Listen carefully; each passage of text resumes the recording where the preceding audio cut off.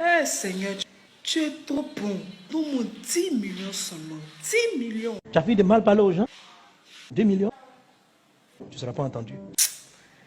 Oh, moi aussi j'ai péché. Mais ne fais pas comme si tu n'as pas péché. Tu arrives, tu pries, tu lèves les mains comme si de rien n'était. Eh papa, je sais pas quoi, mais ce péché-là, ça me fatigue. C'est comme, en fait, c'est comme une maladie. Quand c'est un péché qui récidive, qui est comme une maladie, il ne faut pas le traiter seul avec Dieu. Il faut aller en parler. Papa, pousse tes gens. Non, il peut pas.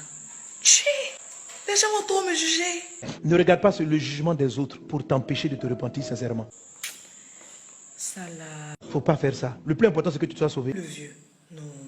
Je vois le film. Elle dit à quelqu'un. Quelqu'un va le dire à quelqu'un. Quelqu'un à son tour va le dire à quelqu'un. Tchè. Si quelqu'un a dit ce que tu as confessé, c'est lui qui vient de prendre un péché sur sa vie. Toi, tu en as un exemple. Tu vois par exemple le péché de David. Quand David a fait tuer Uri, là, tout le monde est au courant, non?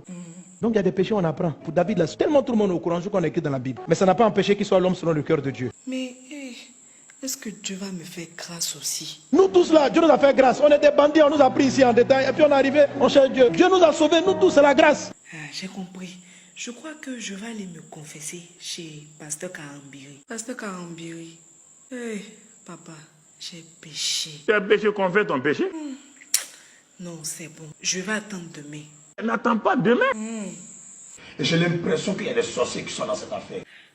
Pardon, papa. Attends, je te dis en même temps. Confesse ton péché, dit qu'il est fidèle et juste pour pardonner, pour nous purifier de toute iniquité. Donc, si je confesse mon péché et que je me réponds sincèrement, c'est fini. Un clin d'œil, c'est fini. C'est pourquoi le juge tombe 7 fois. Mais quand il est tombé, il est toujours quoi? Ah, il devient injuste. Hein?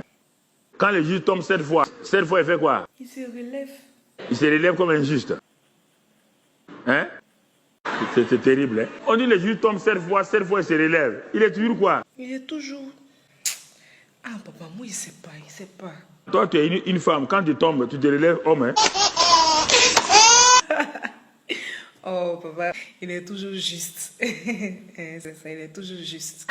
Alors, pourquoi maintenant tu as compris? Oui, papa, j'ai compris. Voilà. Non, je vais aller faire un sérieux combat tout à l'heure, papa. C'est quel combat tu vas aller faire? Aïe, papa, non. Tout ça là, c'est le diable qui fait. Trop, c'est trop, y aller le combattre. Calme-toi. Ne me calmer. J'étais comme toi aussi. Papa, comment ça? Tu combattais aussi? Je me levais, je fais, oui, Seigneur, oui, combat, combat. Oh, papa. Mais papa, est-ce que c'est pas normal? C'est normal. On ne peut pas dire non. On ne peut pas empêcher les gens de faire ça. Parce que moi, quand il combat, papa, c'est pas du jeu, hein? Il met le sein ici, je mets le sein ici, je mets le sein ici. Papa, toi, tu fais pas ça.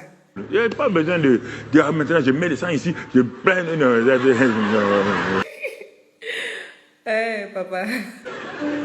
C'est fini ça.